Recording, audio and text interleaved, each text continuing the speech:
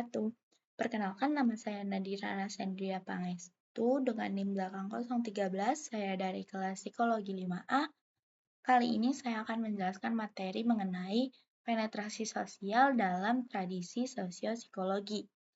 Jadi tradisi ini nanti menjelaskan bagaimana komunikasi dan interaksi sosial bisa mempengaruhi pikiran, perasaan, dan perilaku manusia, termasuk dalam konteks komunitas.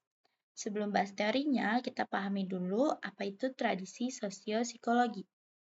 Nah, tradisi sosiopsikologi ini berfokus pada perilaku sosial individu dan proses kognitif yang mempengaruhi perilaku komunikasi.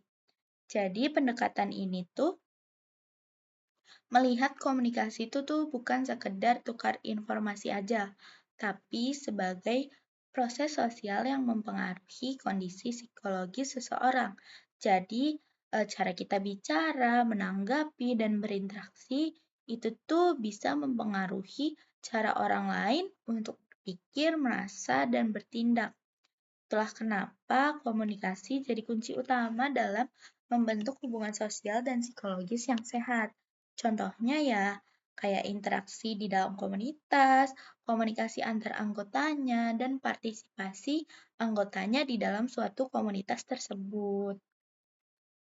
Selanjutnya, kita belajar tentang teori penetrasi sosial yang dikembangkan oleh Altman dan Taylor pada tahun 1973.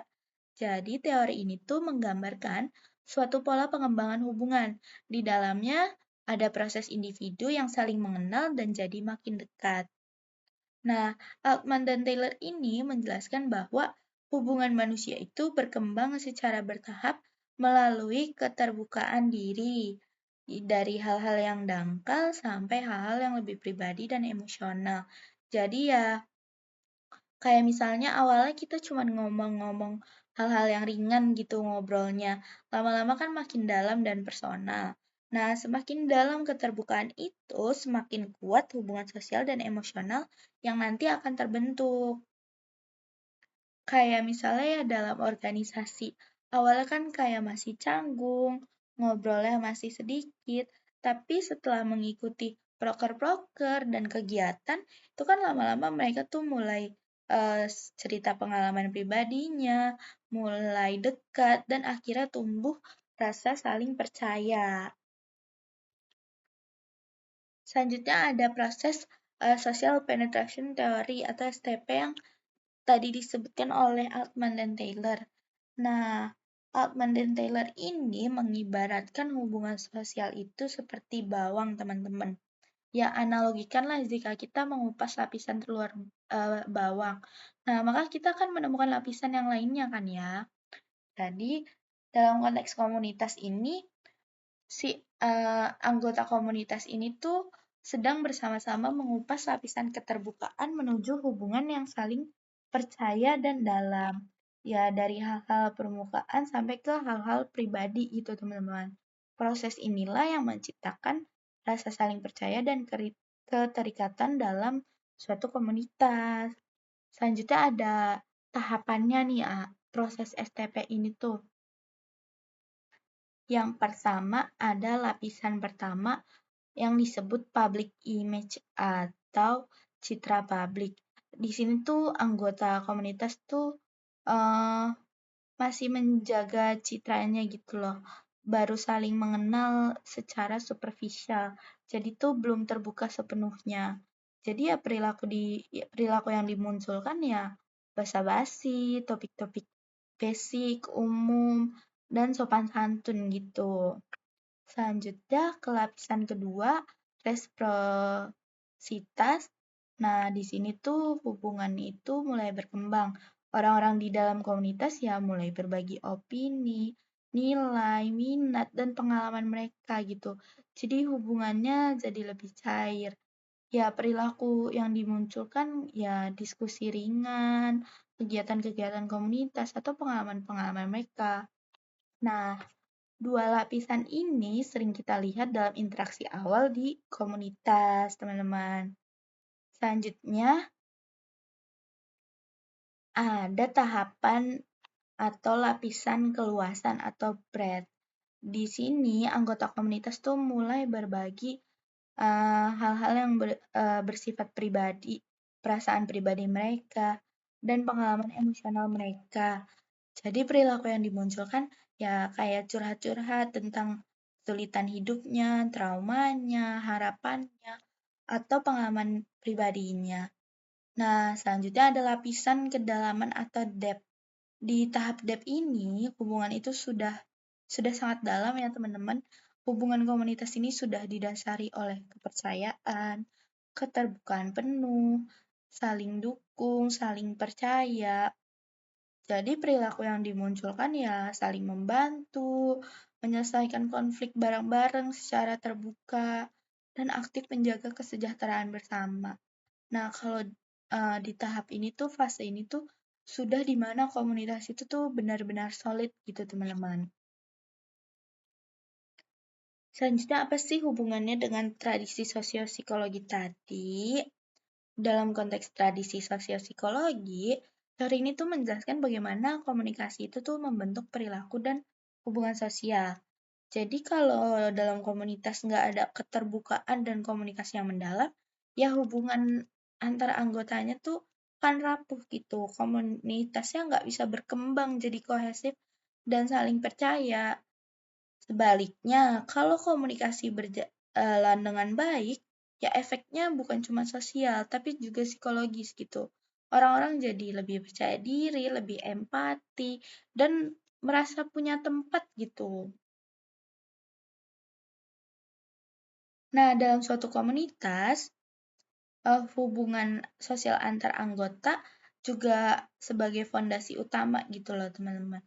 Jadi, hubungan sosial itu tuh dilihat sebagai hasil dari proses komunikasi antar individu. Artinya kalau komunitas itu berkomunikasi secara terbuka dan saling memahami, akan muncul dampak psikologis dan sosial positif kayak ini nih, kepercayaan, rasa memiliki, dukungan sosial, dan keterlibatan sosial. Nah, teori penetrasi sosial itu tuh menjelaskan bagaimana hal itu terjadi secara bertahap. Ya, semakin dalam keterbukaan, semakin kuat juga hubungan sosial dan rasa kebersamaannya. Kayak di kepercayaan, trust nih. Ini kan muncul ketika individu dalam komunitas itu merasa aman untuk terbuka. Ya, tidak takut dihakimi atau disalahpahami gitu loh. Dalam teori penetrasi sosial, ini tuh terjadi saat lapisan-lapisan keterbukaan tuh sudah makin dalam gitu. Misalnya ya kayak di komunitas warga deh, kayak perumahan yang baru jadi. Ya kan itu warga-warganya belum saling kenal ya, awalnya masih canggung, saling jaga jarak. Tapi kan setelah ada kegiatan bareng kayak gotong royong, ronda gitu kan mereka mulai saling cerita dan percaya satu sama lain gitu. Disitulah tumbuh kepercayaan. Jadi mereka tuh tahu siapa yang bisa diandelin, siapa yang jujur, dan siapa yang peduli. Selanjutnya, rasa memiliki atau sense of belonging. Ya, ini tuh tumbuh ketika seseorang merasa diterima, didengarkan, dan punya tempat di dalam komunitas.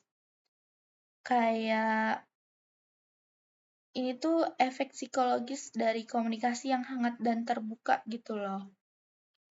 Misalnya ya kayak mahasiswa baru nih, awalnya kan minder di organisasi kampus ya. Tapi setelah sering ngobrol dan diikut sertakan, mereka kan jadi merasa, oh aku tuh bagian dari mereka, bagian dari organisasi tersebut gitu. Rasa memiliki ini tuh terbentuk setelah keterbukaan dua arah itu tercapai. Jadi ketika komunikasi ini tuh ya sudah melampaui basa-basi gitu loh, udah nggak basa-basi lagi, hubungannya udah mulai dalam ke masuk hubungan personal gitu. Selanjutnya ada dukungan sosial atau social support. Ini tuh ketika anggota komunitas saling bantu, baik secara emosional tuh maksudnya kayak contohnya memberi semangat, kalau informasional tuh kayak memberi saran, kalau praktis tuh kayak bantuan langsung. Nah, ini tuh muncul karena hubungan antara anggota tuh sudah cukup dalam dan saling percaya. Misalnya di desa deh, ada orang yang meninggal.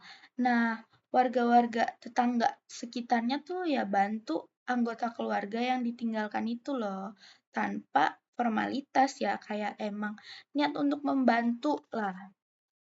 Selanjutnya ada keterlibatan sosial atau community participation. Nah, ini tuh muncul kalau anggota itu merasa punya peran dan tanggung jawab terhadap komunitasnya. Jadi, orang ini tuh aktif karena merasa dihargai dan punya hubungan emosional dengan komunitasnya. Kayak ya misalnya warga itu merasa dekat kayak tadi yang disebutkan kalau mau ikut kerja bakti, rapat, atau kegiatan sosial. Sebaiknya kalau nggak ada hubungan atau hubungannya tuh lemah gitu, ya partisipasinya tuh akan rendah, keterlibatannya tuh akan rendah. Jadi ya intinya tuh hubungan sosial antar anggota adalah fondasi utama. Ya kalau komunikasinya terbuka, saling percaya, penuh empati, ya maka akan muncul 4 hal penting ini, teman-teman. Semua ini tuh hasil dari proses penetrasi sosial yang sehat. Karena keterbukaan diri ya bukan cuma bikin orang akrab, tapi juga membangun kekuatan sosial dan psikologis dalam suatu komunitas. Tuh.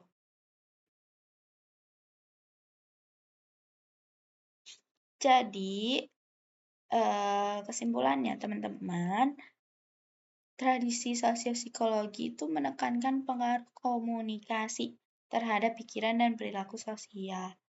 Penetrasi sosial itu membantu membangun hubungan yang lebih sehat dan saling mendukung dalam komunitas.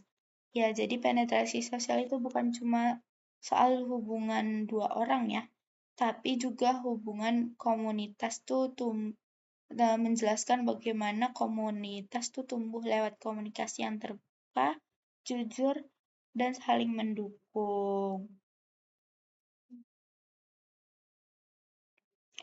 Jadi kalau hubungan manusia itu tuh kayak tadi yang disebutkan oleh analogi bawang. Hubungan manusia itu tuh seperti bawang, teman-teman. Komunitas yang baik itu yang berani mengupas sampai lapisan terdalam di mana ada kepercayaan dan rasa saling mendukung di dalamnya. Ini referensi yang saya gunakan.